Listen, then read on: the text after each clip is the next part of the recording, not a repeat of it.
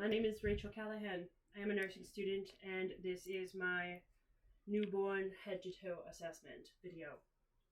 So, first thing, knock knock. Hello, my name is Rachel. I'm here to do a head to toe assessment on your baby. Is that all right? Wonderful. Okay. So, first thing, can I get baby's full name and date of birth? Okay, perfect. Thank you. And I'm checking with Amar, and then I'm checking mom and dad's as well. Perfect. All right. So I'm going to be verbalizing everything that I'm doing as I go through. Hi. So before I started unwrapping the baby, I did notice that it was quite active and that its arms were flailing. It's a very happy baby and very much awake. So first thing I'm going to do is I'm going to assess for safety. And I noticed that they have a pillow in the crib and a stuffed animal. And so I'm going to just explain to mom and dad that stuffed animals and pillows are potentially hazardous for babies. So we need to keep them away from the sleeping area in order to reduce the chance of SIDS occurring. All right, everything is safe. All right, and I'm assessed. Name, okay. Now I'm going to move on to, I'm going to start on the head, and I'm going to be looking for any hair, and I'm going to be checking the fontanelles, the frontal and the back, to make sure that they aren't sunken or protruding. And then I'm checking the sutures to make sure that to see if there's molding. If there is, that's normal. Next, I'm going to be assessing for the entire time I'm doing this video. I'm going to be assessing for skin signs, which are going to include slate gray neve, most likely on the sacral area, milia on the nose, salmon patches or stork bites on the back of the neck and other areas, erythema toxicum, which is not toxic, and that's just a normal rash. And then I think that's okay. And then also on the head, I'm going to be looking for caput stachydemium, which is just normal edema on the head. Okay, and then I'm going to move down to the eyes and making sure that the canthus is in line with the ears, and that they're symmetrical and there's no abnormality there, and that the eyes open.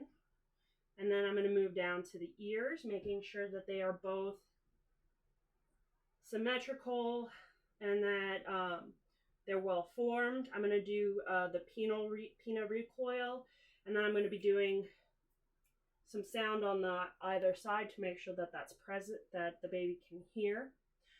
Next, I'm going to move to the nose, and I'm going to be occluding the nose on either side, making sure that it is open and patent, symmetrical, and that there's no blockages, and also them looking for that mealy. And then I'm going to move down to the mouth. Inside the mouth, I'm going to be looking for teeth, and I'm going to be looking for Epstein pearls. All of those are normal findings. And then also on the nose, I think telangiectatic nevi is also another one that could be present. I'm going to move down.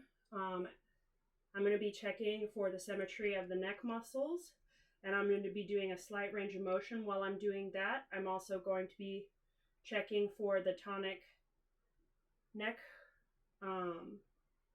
posture, which is present. I'm also going to be assessing for rooting, and then the sucking reflex, all of which are present. And then also making sure that there's no straining of the neck muscles or anything of that nature.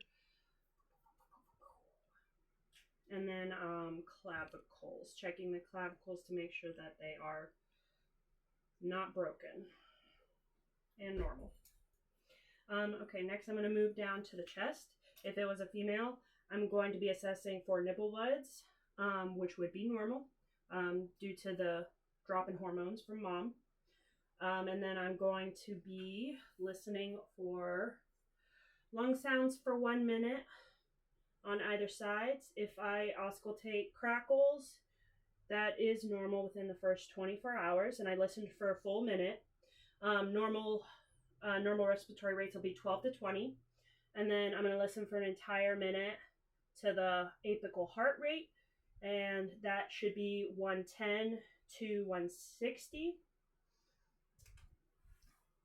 Rhythm should be normal. I'm going to be doing a temperature. Temperature should be 36.5 to 37.5 degrees Celsius. And then I'm also checking brachial pulses, femoral pulses, and that they are equal and strong bilaterally. Okay, and then also, I think that's everything there. All right, now I'm going to move down to the abdomen. I would be assessing for bowel tones in all 4 quadrants. I'm going to be palpating for the liver. If it's slightly distended, that is normal, or protruding, that's normal. And then I'm also going to check the umbilicus. I should see AVA, so 2 small arteries, 1 large vein. And there should be no signs and symptoms of infection, which I don't see, and I'm making sure that it's well clamped. Next, I'm going to move down to the genitals, and I'm going to be assessing for males. I'm going to be making sure that there are 2 testes that have dropped onto their sides of the scrotum, and that they're fully descended and present. And then I would also be looking for any abnormalities in the penis. For females, I'm going to be looking for the symmetry of the labia and that they're not overly swollen. And then I'm also going to be checking for discharge, so like a pseudo menstruation, to make sure that, because if that is there, even that is also normal. And I already checked pulses. Okay. And now I'm going to move down to the extremities, and I'm going to do full range of motion, checking that there are 10 fingers, 10 toes. Again, full range of motion. And then while I'm here, I'm also going to be doing the Barlow and Ortolani, which is to check for hip dislocations. I'm going to bring it up 90 degrees, push down a little bit, outward, up above 90, down straight, and then back up to 90. And I didn't feel any clicking while I was doing that. You're doing great. And then I'm also going to be assessing for leg length, making sure that it's symmetrical. And then also the palmar and plantar reflex. And then I'm also doing the Babinski, making sure that the toes flail and that the hands grab. I'm looking at coloration and any other skin signs. And now I'm going to flip the baby over carefully. And for here, I'm going to be again checking for that stork bite on the back. I'm going to be looking for slate gray nevi. I'm going to be looking for symmetry of the spine. I'm going to be looking for the gluteal clefts, making sure that there are 2 butt cheeks and that there is the presence of an anus, which there is. And then, I believe that's everything. Okay. And then while I'm here, I am also going to be checking the Moro or start reflex. And then the baby would have a startled motion. And then I would also be picking the baby up, bouncing them a little bit to see if they do the stepping motion. Okay, and then, all right, other than that, now, since I've finished that, I'm going to be giving some discharge education.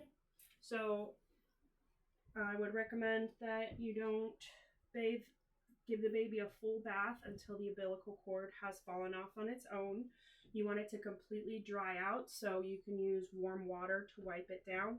Please avoid using any type of Vaseline that can lock in moisture, because it can also lock in bacteria and it can lead to infection. Signs and symptoms of an infection would be it's hot, there's a lot of discharge, it could be foul smelling, and those are all things that we want to avoid. You would call doctor if that occurred. The umbilical cord should fall off after a couple of weeks, and at which point you are able to resume normal bathing. And do you have any questions for me? Okay, well, you did great. Thank you.